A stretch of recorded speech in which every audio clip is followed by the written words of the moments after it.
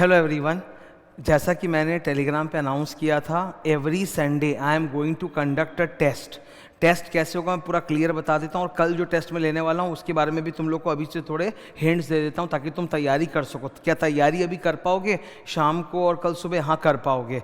तो ध्यान से सुनना, ये जो टेस्ट है ये संडे करके होंगे। इसका टाइमिंग क्या होगा? 2 to 5। पर ये सेंटर ऑफलाइन एग्जाम टेस्ट नहीं है, ये घर पर आपको टेस्ट करना है। टेलीग्राम पर 1:45 बजे 1:45 पर मेरा क्वेश्चन पेपर आ जाएगा। ठीक है, मेरे टेलीग्राम चैनल पे तुम देखोगे क्वेश्चन पेपर आ गया 1:45 पे।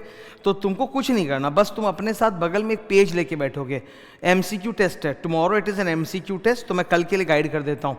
तुम अपने साथ कुछ नहीं, बस एक रफ पेज या 2 पेज लेके बैठोगे, पेन लेके बैठोगे, नथिंग एल्स।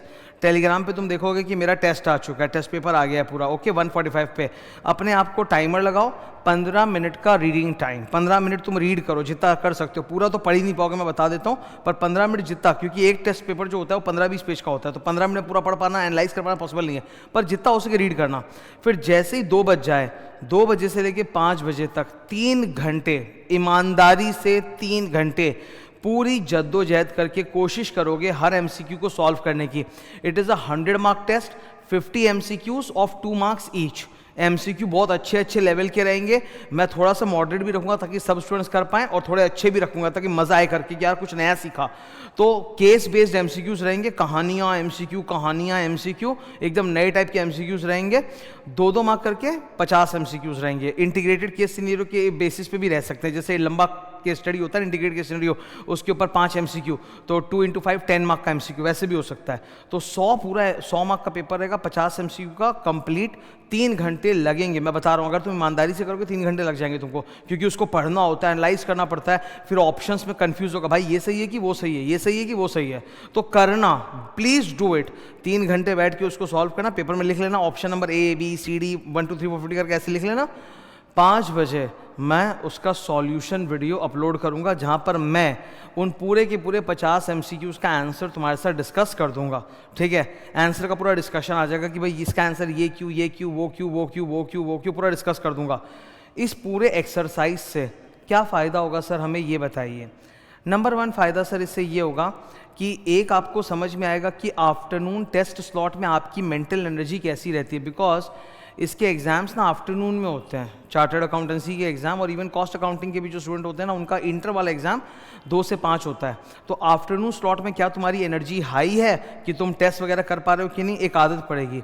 दूसरा, हम लोगों को हमेशा टेस्ट से ज़्यादा टेस्ट के एंटिसिपेशन से डर लगता है कि भाई टेस्ट होने वाला है।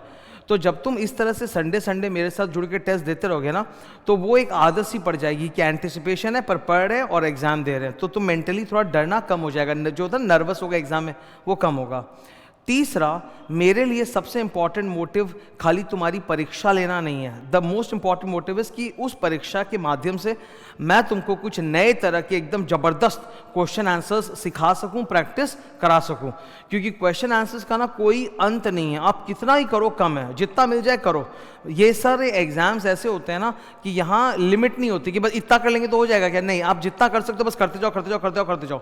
तो उस बहाने मैं तुमको बहुत सारे नए किस्से, कहानियां, एमसीक्यूज डिस्कस कर दूंगा, वो मेरा मेन पर्पस है। तो ताकि मैं तगड़े क्वेश्चन सेट करूं जिसको सॉल्व करने में तुमको मजा आए कि हाँ यार ये वाला चीज़ एक नया सीखे, ये मेरे को याद नहीं था या मैंने कभी ऐसे सोचा नहीं, वो मेरे लिए थोड़ा ज़्यादा महत्वपूर्ण पर्पस है। क्योंकि अगर आज एक स्टूडेंट 3-4 घंटे इन्वेस्ट कर रहा है, टेस्ट ले रहा है, वो टेलीग्राम पे देखिए एमसीक्यू आंसर लिख रहा है, तो भाई end of the day it should be like a study session, it should be like a great study session where I learned few new MCQs, how to read a long case, how to give the answer, वो approach वो मेरे अंदर आ रहा है, वो मेरे लिए important purpose रहता है। ठीक है, तो जैसा कि मैंने बोला टुमारो इज संडे, कल सीए इंटर लॉ का टेस्ट है। सीए इंटर लॉ का 100 मार्क, 50 एमसीक्यू, 2 मार्क्स ईच। 1:45 पे पेपर आ जाएगा टेलीग्राम पे, देखो पेपर पेन लेके 15 मिनट रीडिंग टाइम, फिर 3 घंटे तक उसको सॉल्व करो, जितना होता करो ना। 50 में से देखो तो सही तुम्हारा कितना स्कोर हो रहा है। अब एक डाउट है कई स्टूडेंट्स का कि सर मैंने तो अभी तक पढ़ा ही नहीं है इतना लॉ, मैं कैसे दे पाऊंगा, मेरा रिवाइज नहीं हुआ, मैंने क्लासेस कर ली पर मैंने रिवाइज नहीं किया, या मैंने आधी क्लासेस की मैंने रिवाइज नहीं किया, या मैंने कोई क्लास नहीं की रिवाइज किया। ये भी एक ज़रूरी चीज़ है, अपने आप को जज करना कि अगर मेरी प्रिपरेशन लेवल कम है तो मेरा मार्क्स कितना आ रहा है।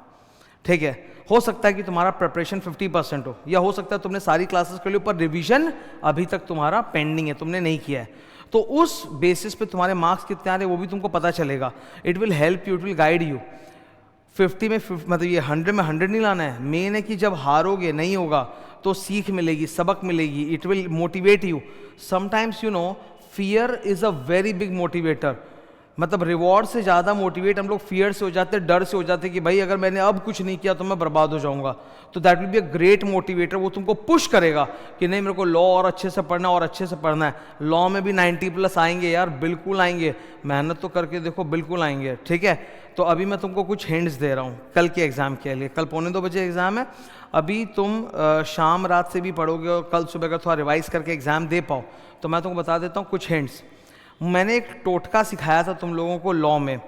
लॉ के सिलेबस में मैंने बोला था 5 चैप्टर्स ऐसे होते हैं टुवर्ड्स द एंड.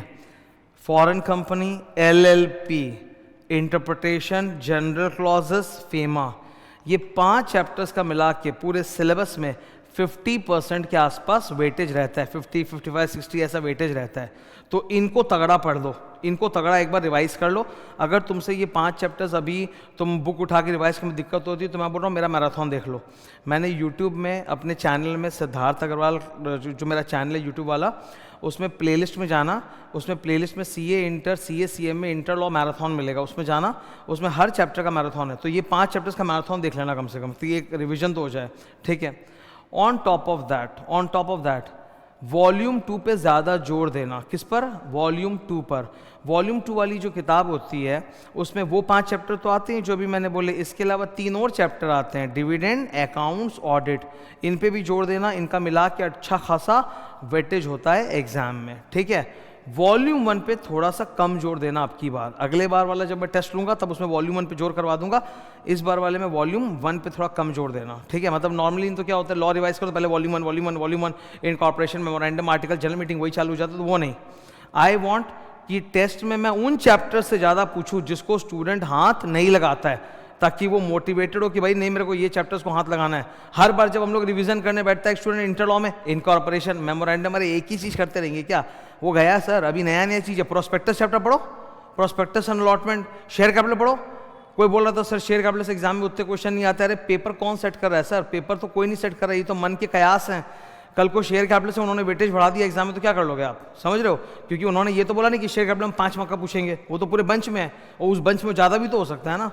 तो मैं चाहता हूँ बेसिकली उन चैप्टर्स को ज़्यादा अटैक करूँ मैं टेस्ट में जिनको तुम कम टच करते हो, ताकि उसको थोड़ा सा तुम्हारा उसके प्रति एक इमोशन क्रिएट हो. ओके. तो I have given you few hints for tomorrow's exam. Hopefully I believe कि तुम पार्टिसिपेट करो और अच्छे से टेस्ट को सीरियसली अटेम्प्ट करो.